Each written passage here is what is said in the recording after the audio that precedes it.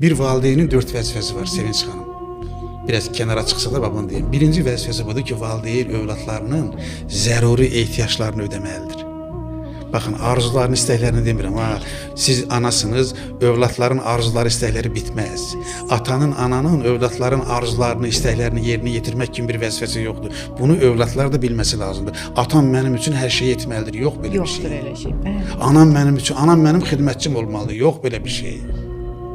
Amma anan və atan sənin zəruri ehtiyaclarını ödəməlidir. Bax, zəruri. Hansıdır zəruri ehtiyac? Zəruri bax, geyimdir, yaşamadır, qarnını doyurmaqdır, mədəsini doyurmaqdır, qorumaqdır. İkinci nədir? Baxın, zərərdən qorumaq zəruri ehtiyacdır.